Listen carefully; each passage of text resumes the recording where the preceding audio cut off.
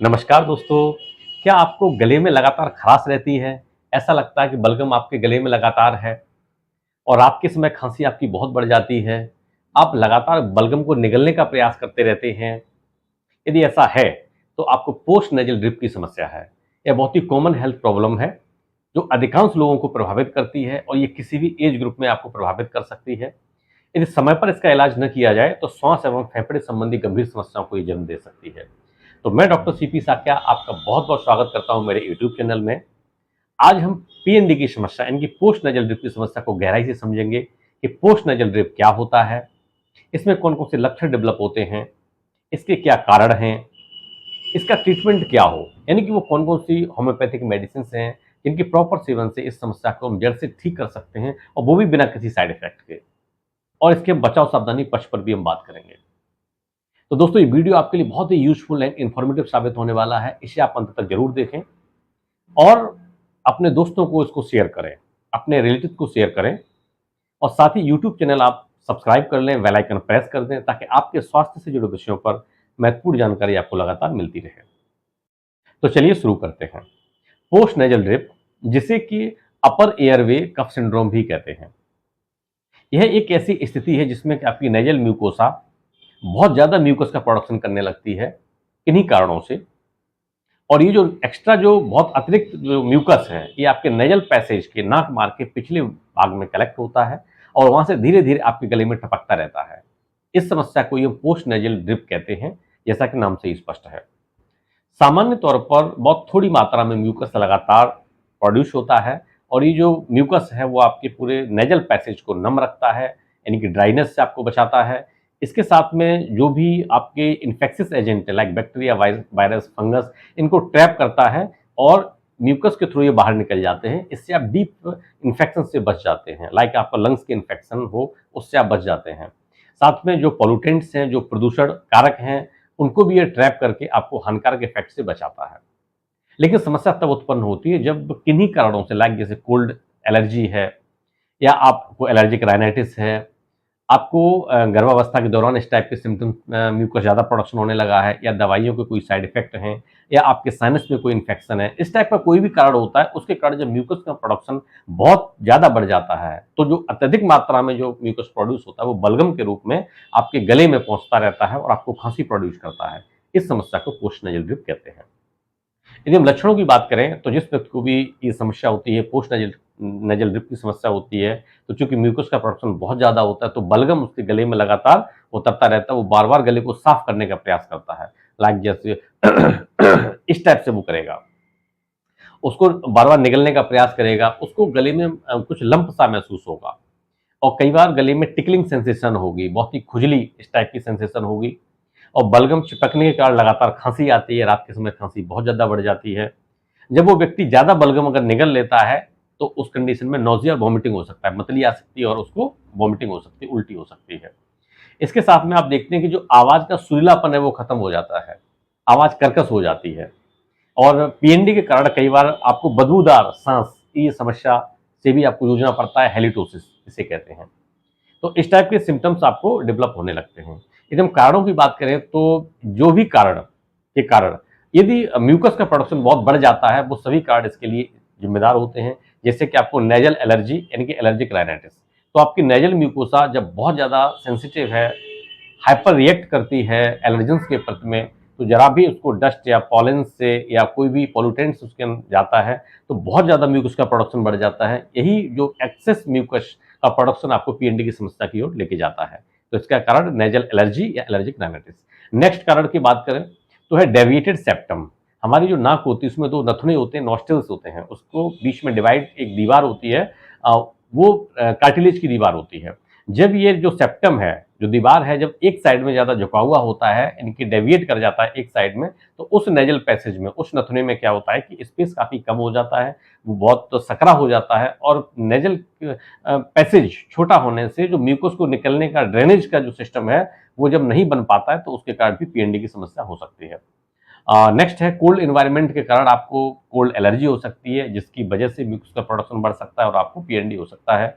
आपको इन्फेक्शन यदि हो गया है, वायरल इन्फेक्शन, उसके कारण कोल्ड है, फ्लू है, कोराइजा की समस्या है, हो गई है, तो फिर आपको म्यूकस प्रोडक्शन बढ़ने से पीएनडी हो सकता है। नेक्स्ट में यदि आपको साइनोसाइटिस की समस्या है, साइनस में आपके इन्फेक्शन है, तो भी आपको पीएनडी हो सकता है।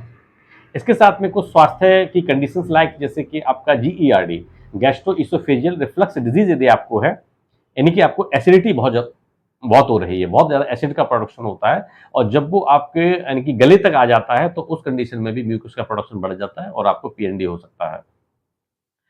नेक्स्ट में कुछ दवाओं के साइड इफेक्ट के कारण भी आपको पीएनडी डेवलप हो सकता है, लाइक जैसे गर्म निरोधक गोलियां हैं, इसके साथ में जो आप बीपी की मेडिसिन लेते हैं, और भी कई मेडिसिन हैं जिनके साइड इफेक्ट के कारण भी आपको पीएनडी हो सकता है। नेक्स्ट में देखें तो वेदर चेंज, जब भी मौसम में परिवर्तन होता है तो उस कंडीशन में भी आपको पोस्ट नेजल ड्रिप की समस्या हो सकती है। और कभी कभी जब एयर बहुत ड्राई होती है, शुष्क हवा होती है, तो भी पोस्ट नेजल ड्रिप की समस्या हो सकती है, क्योंकि उससे बचने के लिए जब म्यूकस का प्रोडक्शन होता है, जब ज़्यादा प्रोडक्शन होने लगता है तो उसके कारण भी आपको ये समस्या हो सकती है। साथ ही कुछ महिलाओं में गर्भावस्था के दौरान यानी कि प्रेगनेंसी के दौरान भी इस टाइप की समस्या हो सकती है। तो ये हमने कारणों को समझा कि किन किन कारण से आपको पोस्ट नेजल ड्रिप हो सकता है। अब हम समझते हैं ट्रीटमेंट इसका क्या हो।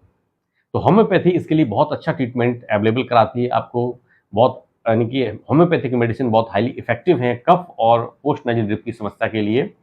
यहाँ पर हम कुछ महत्वपूर्ण मेडिसिन का डिस्कशन करेंगे। तो हमारी पहली मेडिसिन है kali bichrome. Kali bichrome post nasal drip के लिए बहुत ही highly effective and top grade medicine मानी जाती है।